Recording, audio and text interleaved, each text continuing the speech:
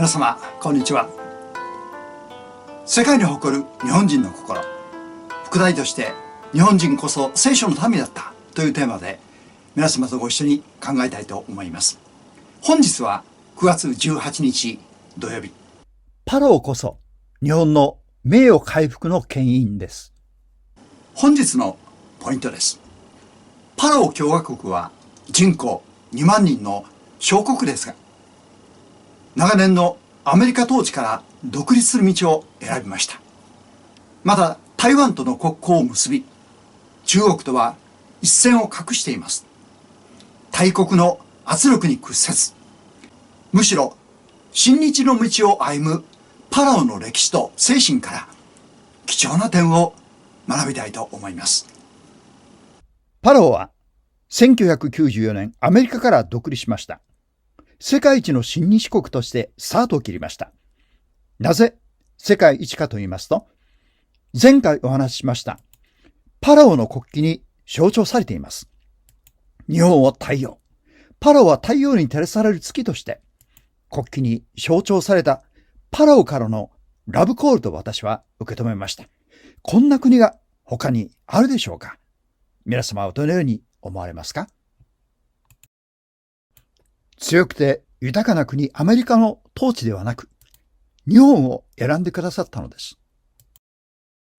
独立の翌年、独立記念の祝賀に各国から祝辞が送られる中、日本政府からは何の通知もありませんでした。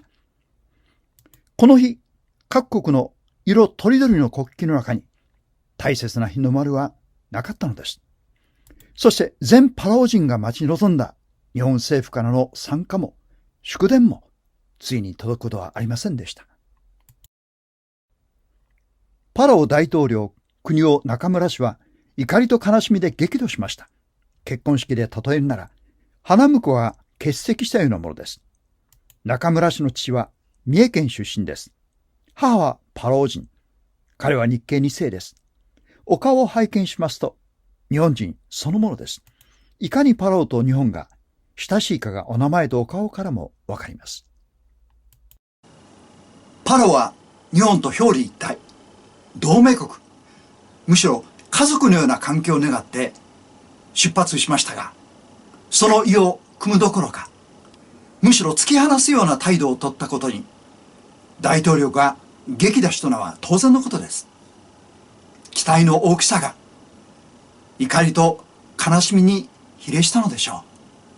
日本は親日国パラオのはしごを外したのです。当時日本の首相は社会党党首村山首相でした。その後も長らく日本はパラオに関心をほとんど示しませんでした。戦前戦中の日本を知るパラオ国民はいかに失望したことでしょうか。村山内閣と外務省の責任は重大だと私は思います。アジア有数の親日国にこのようなひどい仕打ちで傷つけたことは、社会党をはじめ日本の尊厳を貶める人たちのやり方でした。ここで有名な村山談話の抜粋をご紹介いたします。我が国は遠くない過去の一時期、国策を誤り戦争への道を歩んで国民を存亡の危機に陥れ、植民地支配と侵略によって多くの国々、とりわけアジア諸国の人々に対して多大の損害と苦痛を与えました。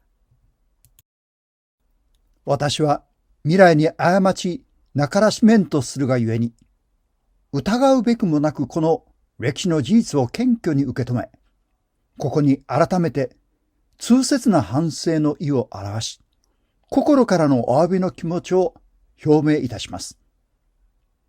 1995年8月15日、外務省ウェブサイトより。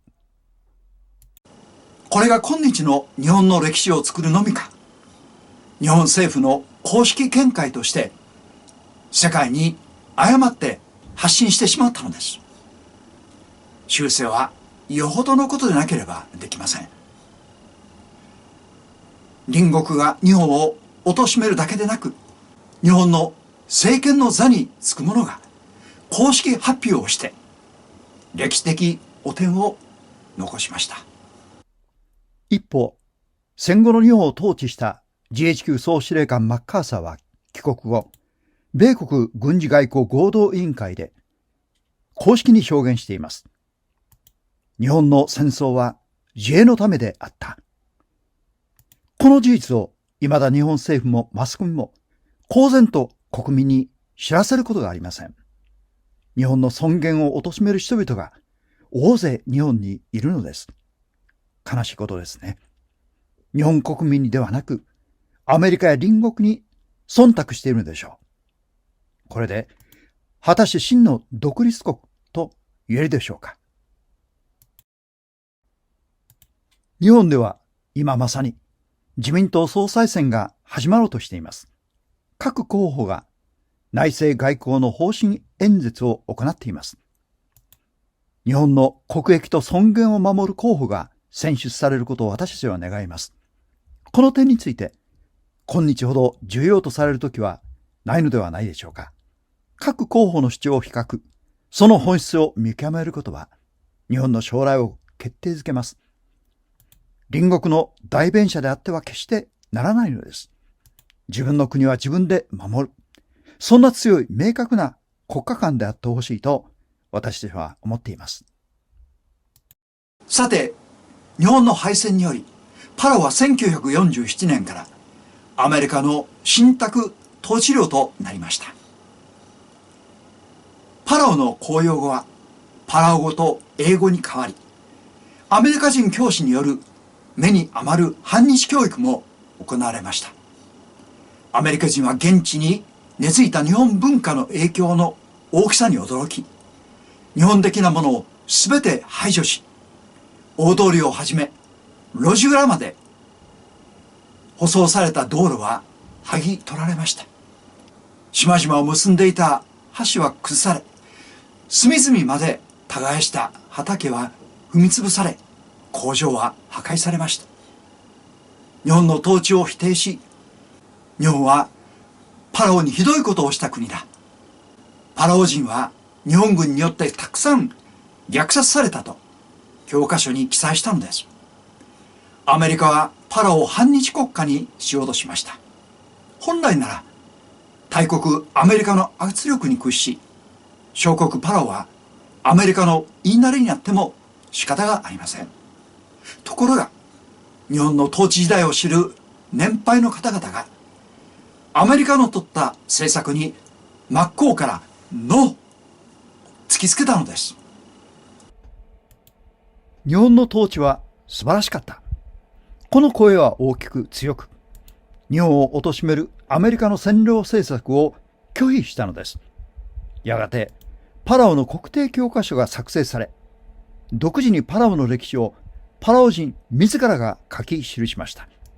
全462ページのうち36ページも日本の記載があり、日本がパラオにいかに素晴らしい統治を行ったかを記しました。パラオの高校の教科書には次のようにあります。日本の教育の注目すべき効果の一つは、授業の成績を重視することだった。生徒がどの種族に属し、どんな身分なのかは無関係であった。パラオ人を日本人と区別することなく、能力に従って評価した証拠ですね。パラオは自分たちに最善を尽くし、日本国民と同等の扱いをした日本人の恩を決して忘れないのです。それを国定教科書に記載し、子々孫々、日本への感謝を語り続け、忘れないのです。一方、私たちの国、日本は、世界に誇る日本の歴史が、敗戦により、戦勝国によって書き換えられて、誇りを奪い去られました。その後も反日的な学者が教科書を歪めています。日本人が貶められていることに、未だなかなかノーと言えていません。パラオ国民から私たちは多くを学ばせられるんではないでしょうか。パラオが中国との国交がないのは、台湾との国交関係を維持しているからです。そのため、一つの中国を認めさせたい中国は、中国人のパラオへの観光目的での渡航を禁止するなど圧力をかけています。しかし、パラオは小さい国ながら屈しない姿勢を貫いています。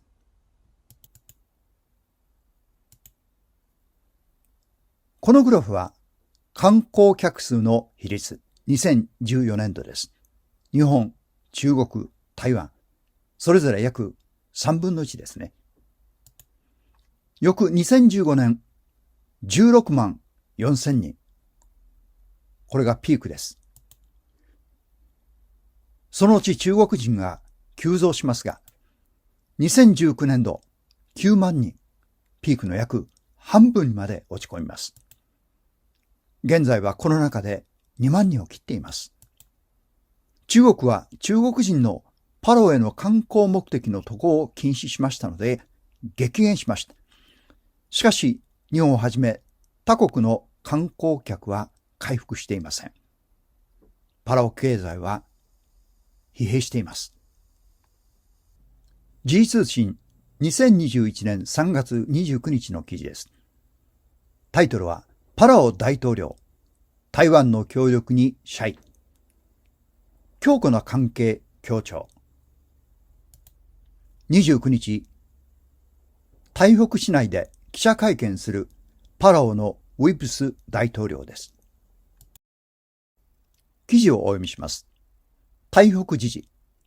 パラオのウィプス大統領は29日夜、訪問先の台北で記者会見し、パラオが新型コロナウイルスの封じ込めに成功したのは、台湾の医療協力があったからだと、外交関係を結ぶ台湾に謝意を表明した。その上で、本当の友達とは、どんな時も味方になってくれるものだ。台湾はまさにそのような友達だ、と述べ、台湾との強固な関係を繰り返し強調した、とあります。パラオが台湾との関係を維持、強化する中で、中国からの圧力にさらされている現状について、記者から問われると、国と国との往来に必要なのは、相互信頼と互恵であり、脅迫や政治ゲームではない、と中国を切り捨てた。以上です。国の尊厳とは、経済や軍事といった国力ではなく、むしろプライドだとパラオから教えられるのです。こういう国こそ世界から尊敬されるのではないでしょうか。パラオを命がけで守った日本兵たちはさぞ慰められていることでしょう。パラオは立派に育ったのです。修学旅行で海外に行くことが最近増えてきました。それならば、パラオを筆頭の候補地とするのはいかがでしょうか。また、プロ野球のキャンプ場としても、パラオは世界一の親日国です。日本の将来を担う若者たちが、日本の正しい歴史を知り、民族の誇りを取り戻し、またパラオの素晴らしさを満喫できます。日本政府がパラオに新たな産業を起こし、パラオの国力を増強し、定年を迎えた多くの日本人が、実は私もそうですが、パラオの観光を後押しし、たくさんの日本人がパラオの友好を育て、パラオの発展に貢献することができます。このように、親日国であるアジアの国々との友好の絆を強めることは、日本の名誉回復の大きな鍵となると私は思います。パラオの政治的立場は、日本と台湾を支持し、アメリカからは独立、中国の海洋進出にはノーと主張しています。パラオ経済の多くが観光に依存している弱い立場の国が、中国にノーを突きつけることは大きなリスクを覚悟してのことです。立派なものだと思います。多くの国が実は中国にノーと言えないのです。この時、日本政府はパロの全面支援に乗り出すべきではないでしょうか。最も親日国パラオが日本と共に発展し、世界に認められることは、日本の統治が正しかったこと、しかも戦後も良きパートナーとして共栄共存を果たすことで、本日のテーマ、パラオこそ日本の名誉回復の牽引となるのです。今回の自民党総裁選挙で、もし高市氏が当選したら、この提言を私は手紙でお伝えしたいと思っています。民族の歴史を受け継ぐ大切さについて、聖書の有名な箇所をご紹介します。聞きなさい、イスラエル。主は私たちの神。主はただ一人である。心を尽くし、精神を尽くし、力を尽くして、あなたの神主を愛しなさい。私が今日、あなたに命じるこれらの言葉を、あなたの心に刻みなさい。これをあなたの子供たちによく教え込みなさい。あなたが家に座っているときも、道を歩くときも、寝るときも、起きるときも、これを唱えなさい。つまり反復しなさいという意味ですね。これを印としてあなたの手に結びつけ、記章として額の上に置きなさい。これをあなたの家の門柱と門に書き記しなさい。旧約聖書申命記6章。長い迫害の歴史を通ったイスラエル人が滅びなかった理由とは、民族の歴史を大切に受け継いだことにあります。それは旧約聖書でした。逆に自分たちの歴史を忘れる民族は必ず滅びます。指導者モーセはイスラエルのために繰り返し語りました。聞きなさい。心を尽くしなさい。心に刻みなさい。子供たちに教え込みなさい。唱えなさい。つまり反復しなさい。書き記しなさい。民族の歴史とアイデンティティ、つまり私自身、その徹底した反復です。これを幼い子供の頃から教え込むことで、生涯離れることがありません。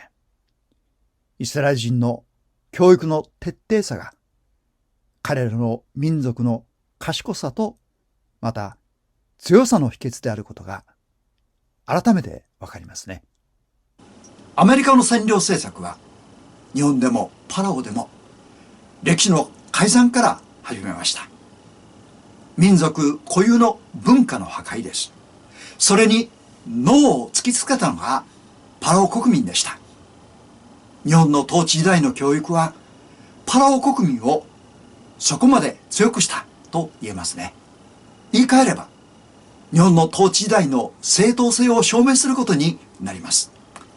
日本の文化をパラオに押し付けたのではなく、むしろ彼らの民族意識を高めたということです。それがアジア全土で起きたため、アジアは長年の欧米植民地支配から立ち上がり、自らの手で解放を勝ち取ったのです。アジアの解放は日本の力で成し遂げられたのではなく、アジア人自らのアイデンティティに目覚めた結果です。日本はこれに火をつけただけです。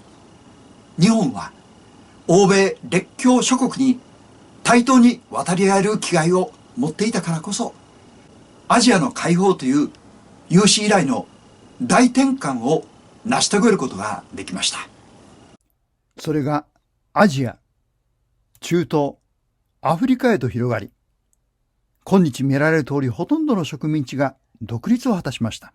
これこそ正しい歴史の認識です。素晴らしいことですね。パラは私たちにこのことを教えてくれるのです。私たちには忘れてはならない。